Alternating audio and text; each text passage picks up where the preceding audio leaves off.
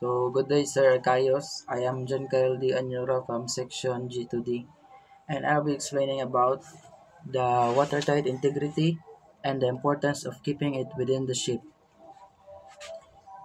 Watertight integrity.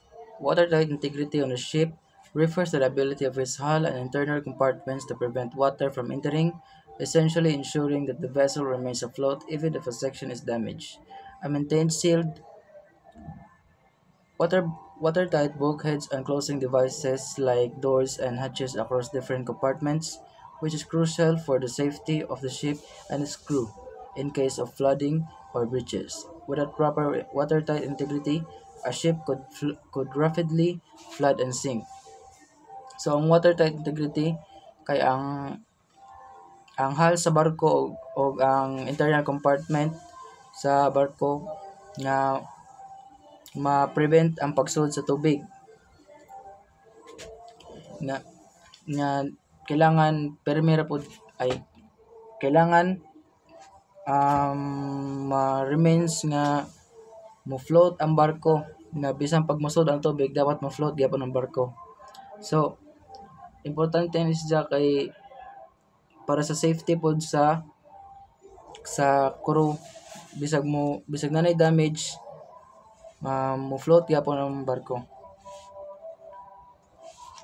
So, key points about watertight integrity. Function.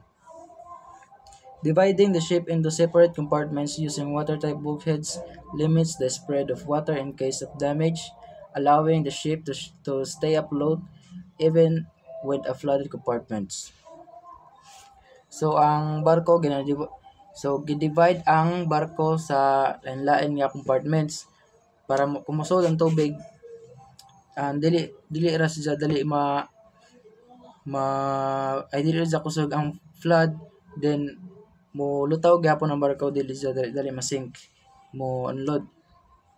Components. Watertight doors, hatches, and other closing devices and bulkheads must be properly maintained and sealed to prevent water ingress. So dapat properly maintained and sealed ang watertight doors, hatches, o guban pa para ma-prevent ang pagsud sa tubig. Importance.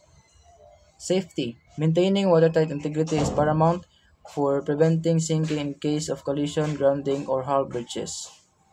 So, stability. By controlling water distribution, watertight compartments help maintain the ship's stability.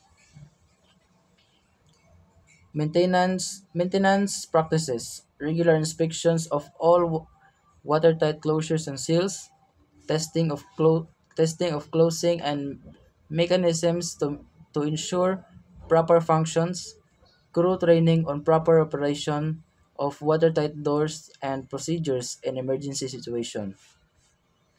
So dapat regular ang inspection sa maintenance, dapat regular inspection, dapat na testing ang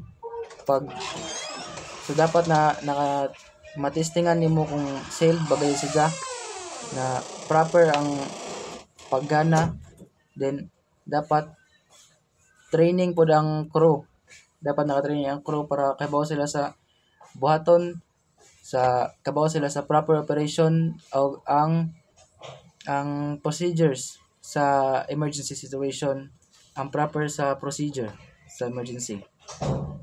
So that's all, sir. I am John Kyle D. Anyura from G2D.